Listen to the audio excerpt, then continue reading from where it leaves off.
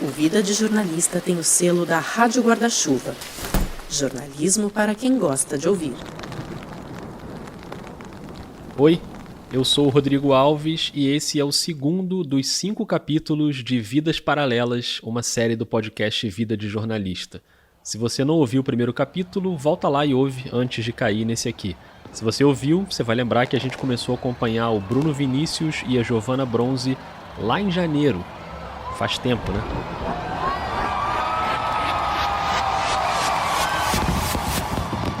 Então, primeiro dia do ano, primeiras horas do ano. Eu gosto de considerar o fim de ano, começo de ano, como um ciclo de mudança.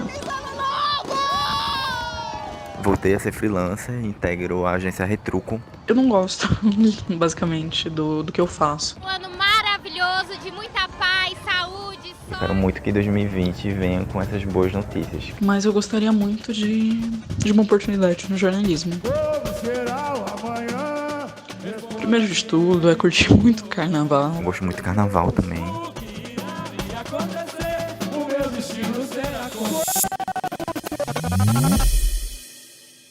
Capítulo 2 – O vírus.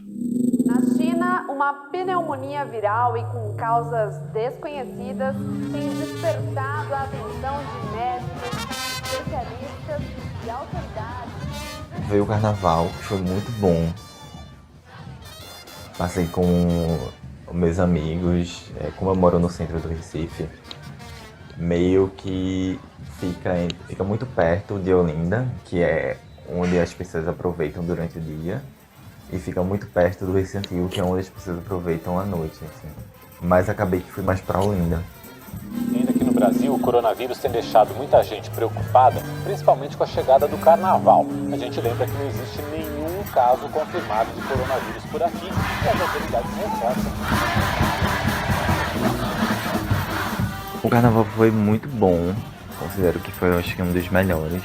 Foi um momento reflexivo também, de estar presente com pessoas que eu gosto muito, de me reaproximar de pessoas com quem eu tava com relação mais afastada. Acabei indo para um show que eu queria muito também, que era o de Emicida. Chorei também no show com amigos, abraçados. Todo mundo estava bem sentimental no carnaval. Recife, dá uma força pro seu camarada Emicida assim, ó. E consegui ter um parâmetro bom do que vai ser o meu ano.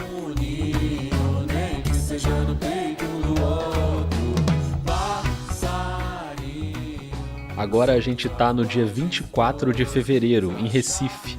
E o Bruno tá ali, em algum lugar no meio dessa multidão, cantando com Emicida. Coral. Se a gente fizer um corte rápido para São Paulo, no mesmo dia, quem tá no meio da multidão é a Giovana. Tem muito bloco aqui em São Paulo que eu gosto. A essa altura você já sabe que a Giovana gosta de carnaval e gosta de Caetano também, né? Tem o Tarado em Você, que só toca Caetano Veloso.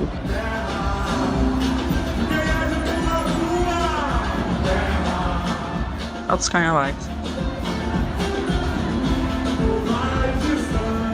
É preciso ter medo do coronavírus no carnaval? Neste momento, nós não temos nenhum caso confirmado no Brasil. Então, nada de alarde, nada de pânico precoce, que o vírus ainda não está no Brasil. Então, vamos ver. Bom, o carnaval foi muito bom. Gosto bastante. Gosto de todo o conceito de ir pra rua, com música alta tocando. É como se fossem dias de... Não sei nem como expressar isso, mas como se fossem dias bem dedicados a só se sentir bem e a, enfim, celebrar o fato de estarmos vivos no rolê.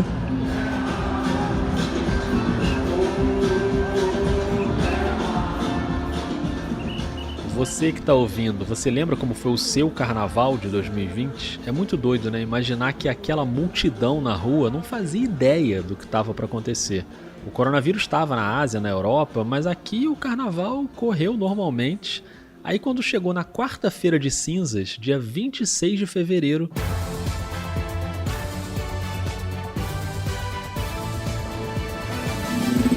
No Brasil tem o primeiro caso confirmado de coronavírus. É um homem de 61 anos que mora em São Paulo e chegou da Itália no último dia 21. Ok, já tinha uma preocupação com os primeiros casos, mas entrou o mês de março e era aquele negócio, lavando bem a mão, a vida segue normal, inclusive nos trabalhos da Giovana e do Bruno.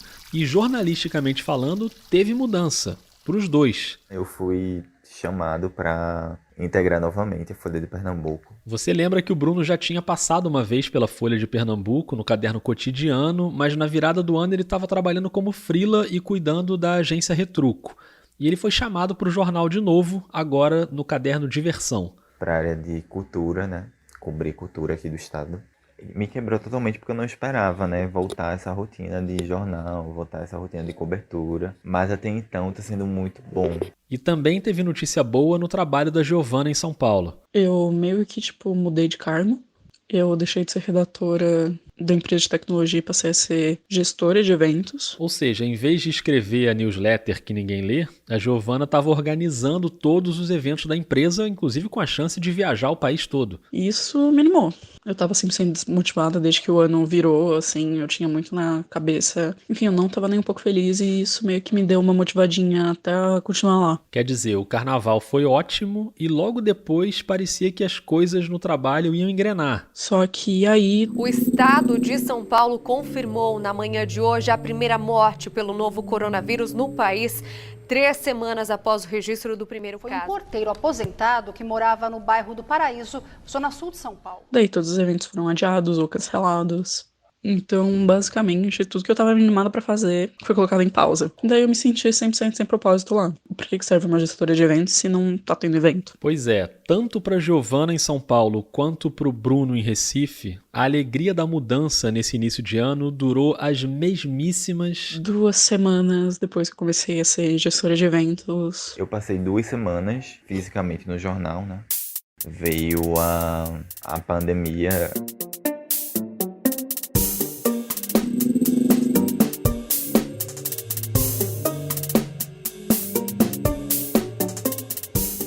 E aí o pessoal entrou em regime home office e trabalhando de casa eu me sentia bem mais estressada. Tem alguns lugares que tem uma cobrança de que você esteja 100% disponível, como se sua casa virasse o seu local de trabalho. Então não tinha uma distinção entre o que era home e o que era office. Entramos na escala home office, todo mundo do jornal está trabalhando de casa. Mas temos também uma escala de plantão. Todos os repórteres fazem a cobertura do corona pelo menos uma vez por semana lá do jornal. Também estamos fazendo uma cobertura para a Retruco, uma cobertura colaborativa, mas a gente está tentando se organizar, fazer uma cobertura imersiva, que seja um pouco diferente do que está sendo retratado na mídia tradicional. E mesmo com esse esquema de jornalismo remoto, os dois tiveram que sair muitas vezes para trabalhar durante a pandemia, o que obviamente dá um medo, né? Ainda dá um receio muito grande toda vez que eu saio de casa se eu tô trazendo de volta o coronavírus para minha família. A Giovana mora em São Paulo com os pais e o irmão, além da Nala e da Lua. Somos aí em 4 humanos e 2 cachorros. Então todo cuidado é pouco. A gente tenta tomar todos os cuidados, mas não tem como garantir, né? Mesmo que o nível de cuidado seja tipo isso aqui. Eu até ia, inclusive, em pé no vagão do metrô, 100% surfista de trem, pra não tocar em nada. Próxima estação, Mad Station, Consolação, acesso a 4. Então imagina aí a Giovana no metrô em posição de surf, se equilibrando para não cair e evitando resvalar no vírus. E esse áudio é real, tá? Foi ela que gravou dentro do vagão. Aliás, Giovana e Bruno me mandaram dezenas de áudios ao longo do ano e a essa altura você já percebeu que cada áudio foi gravado num lugar diferente, com uma qualidade diferente, e a ideia era essa mesmo, captar a vida como ela é. Mas voltando ao metrô, a vida como ela é nem sempre é um negócio muito agradável. O pessoal não toma cuidado, o pessoal usa a máscara só pra passar na catraca do metrô e depois tira, então eu tinha muito esse receio, mas daí quando chegava em casa é o esquema de já chegar, já tirar roupa, já tomar banho, deixar tênis fora de casa. Toda vez que eu chego da rua, já lavo a roupa, os sapatos ficam fora de casa também. Tá sendo bem louco assim essa rotina, mas é o que a gente pode fazer de possível, sabe? E mesmo assim... Não tem como, às vezes, na calada da noite, parar e pensar, nossa, e se eu já tiver infectado? Então, é uma possibilidade muito forte, muito gritante para quem sai de casa todo dia. Mas ainda assim, eu tento ao máximo não focar nisso pra não enlouquecer. Eu vim pra aqui, pra Ipojuca, né, na região metropolitana. Eu moro no Recife, mas vim pra cá. Vim pra casa da minha mãe. Tô só com ela e meu irmão aqui. A gente não divide nada. Todo mundo tem os mesmos talheres, os mesmos pratos. Meus avós, no caso, estão em casa sozinhos também. A gente não tem contato. E é basicamente isso. E as pessoas aqui não estão tomando cuidado. Eu acho que não tem doença nenhuma aqui não, viu? Eu acho pra mim. Porque se tivesse doença aqui mesmo, a gente tá tudo protegido. Tinha muita gente morrida aqui em Pernambuco. Você não tá vendo? Penso assim, Então, não. Quando você tem noção disso e você vê as pessoas sendo irresponsáveis porque não tem outra palavra... Máscara, por favor. Olha, eu curado não, por favor. Mas por decreto, eu sou obrigado a usar. Decreto não é lei. Não, mas eu sou obrigado a usar. Eu tô aqui com um analfabeto do PMC aqui, um rapaz. Ele falou que... Eu falei, eu vou ligar pra ele porque eu tô andando sem máscara. Só tô eu na faixa de praia que eu estou. Ele está aqui. Isso também tem um peso emocional muito grande. Então é difícil você sair na rua, ver gente com máscara errada e não ficar puto. De você não pistolar com gente fazendo exercício, sem máscara, correndo em grupo, sabe? É um vacilo meu, deixei no carro. Basicamente, eu acho que só a nossa família que tá tendo essa restrição aqui. Trabalhar fora de casa. Respeitar todas as regras direitinho enquanto um monte de gente não tá respeitando. Durante meses. É claro que isso vai se acumulando na cabeça da gente. E chega uma hora que a saúde mental grita. Você que está ouvindo, você lembra qual foi a primeira vez que você surtou durante a pandemia? Uma hora a gente não aguenta. Primeiro porque depois de algumas semanas a gente começa a sentir o peso do que é trabalhar de casa, né? O estresse se torna muito maior. A gente começa a ter problemas de saúde mental também. Na verdade eu já tenho, né? Mas a ansiedade começa a atacar um pouco mais nesse período, porque não podemos ver ninguém, a gente começa a se preocupar com muitas coisas e acaba que o trabalho também não sai do jeito que a gente imagina. E isso estava me deixando muito mais estressada, eu desligava o celular só de raiva, eu passava muito nervoso e eu sentia cada vez mais que aquilo não era pra mim. A medida provisória que autoriza reduções na jornada e nos salários está em vigor. E a equipe econômica espera que as empresas recorram à novidade com força já na semana que vem. A maioria das redações aderiu à MP, né, do Ministério da Economia, em que a gente sofre uma redução de salário. Eu sofri uma redução na jornada, trabalho 5 horas e 25 minutos por dia. Os cortes poderão ser de 25%, 50% ou 70% por até 3 meses. Então você vê que o espaço de tempo é bem pouco, né? É complicado. E o trabalho ele continua do mesmo jeito, né? Então assim, não diminuiu o trabalho, mas diminuiu o tempo. Então é bem complicado. E assim, eu fui tomado pelo estresse. Eu levantava pra cozinhar, pra me desestressar, porque senão eu tinha que morder a língua e acabar pedindo demissão. Eu tive várias crises de ansiedade, fiquei doente também. Não consegui produzir muita coisa, além do que eu produzo diariamente pra Folha, né? No caderno de cultura. Tinha muitas ideias de pauta, mas eu não conseguia mergulhar no que era possível da Covid, né? Porque eu acho que a primeira vez, assim, que eu sinto medo de exercer a profissão, que eu fico travado de verdade de produzir alguma coisa. Então esse mês foi horrível, né? Eu comecei a mandar muito currículo, tipo, ai, quer saber, vamos lá. Todos os dias há uma explosão de casos que deixa a gente aterrorizado mesmo, a gente sente que tá na rua, né? Em Pernambuco, são mais de 13 mil casos. O estado acaba de ultrapassar 1.000 mortes pelo coronavírus. Sou técnico de enfermagem daqui de Recife. E o que eu peço é que vocês fiquem em casa, cuidem dos familiares, porque nós estamos vivendo uma situação muito difícil. Vai chegando cada vez mais próximo da gente, assim, é no quarteirão que tem um caso, é na vizinha que tem. E às vezes chega perto demais da gente. Meu avô passou mal, a gente até suspeitava que fosse Covid, mas não tinha ambulância para socorrer ninguém. Tentamos ligar para o SAMU, tentamos ligar para tudo que era número possível e ninguém nos atendia de tão lotado que era a ligação. Ainda bem que não era Covid, ele se curou, mas foi um susto enorme assim para socorrer uma pessoa. Imagina, você tá com qualquer outro problema de saúde em meio a esse tempo, você não consegue ser socorrido porque não há espaço.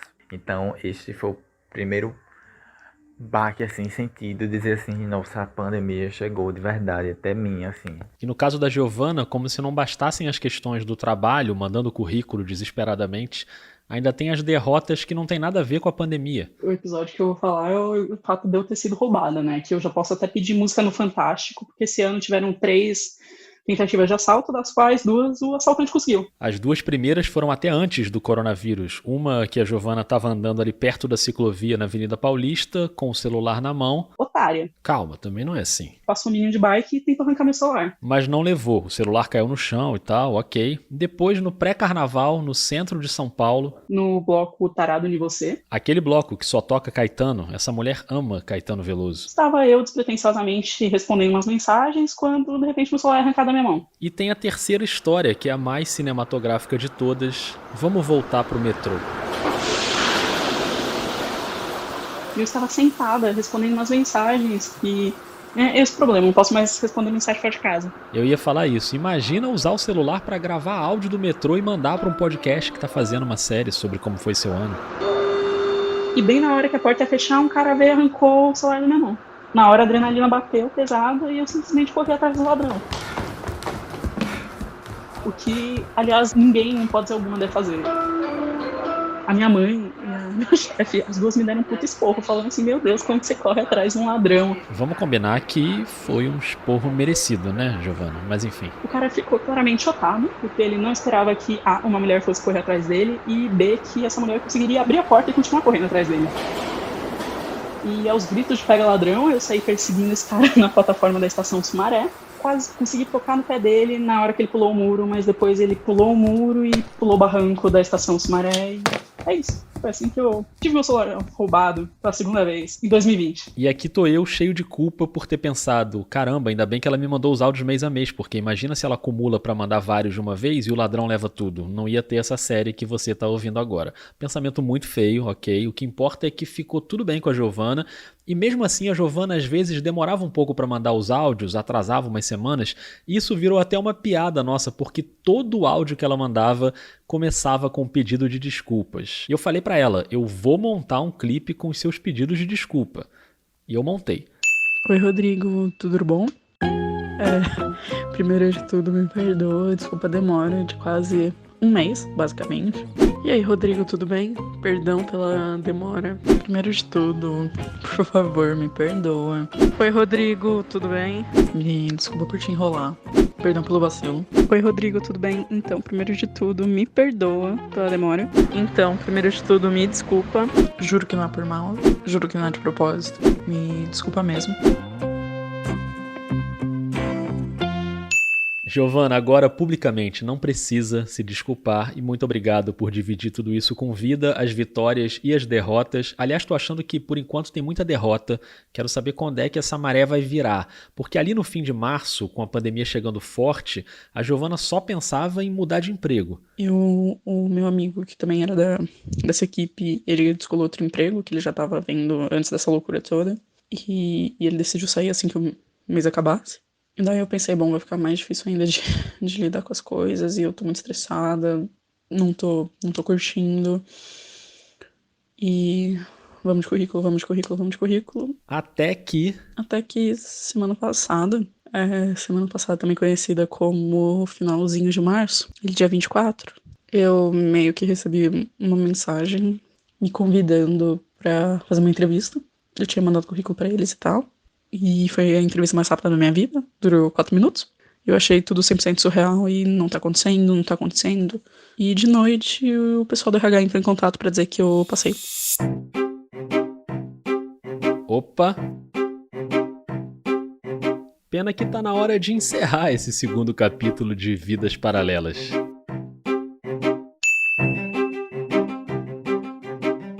Essa é uma série do podcast Vida de Jornalista com 5 episódios e o último vai ao ar na noite da virada, dia 31 de dezembro. Eu sou o Rodrigo Alves e eu faço a produção, a edição, o roteiro, a apresentação, as artes e a trilha sonora. A trilha, inclusive essa musiquinha que você está ouvindo agora, foi toda montada no site Soundtrap, combinando vários instrumentos. Mas esse capítulo teve algumas músicas também. O Amanhã, do João Sérgio e do Didi, tocada pelo bloco Acadêmicos do Baixo Augusta, que também estava no primeiro capítulo. Além disso, Passarinhos, do Emicida, ao vivo no Carnaval em Recife. Registros do Carnaval de São Paulo, com o bloco Tarado Ni Você, no canal Brito do YouTube, e o Carnaval de Olinda, com o bloco Pitombeira dos Quatro Cantos, nos canais Juliermes Cavalcante e Tartadrone. Hoje você ouviu áudios de programas jornalísticos de TV Brasil, Band, Record, Record News, SBT, Rede TV, Catraca Livre e Gazeta. Você gostou? Tá gostando da série? Então, se você puder, dá uma olhada lá nos planos de financiamento online no Catarse, em catarse.me/Vida de Jornalista, ou buscando por Vida de Jornalista no PicPay. Esse apoio é muito importante e eu agradeço demais aos assinantes queridos e queridas do coração. E você sabe que o Vida tá na Rádio Guarda-Chuva, ao lado de outros podcasts de jornalismo incríveis, como o Finitude, o Põe na Estante, o Budejo, o Giro Latino e a Rádio Escafandro, que segue enfileirando um episódio genial atrás do outro. Trabalho muito impressionante do Tomás Chiaverini. Essa é a minha dica de hoje. Acabando aqui, pula pro Escafandro que você não vai se arrepender. Na semana que vem tem mais com o terceiro capítulo. Muito obrigado a você, um beijo, um abraço e até lá.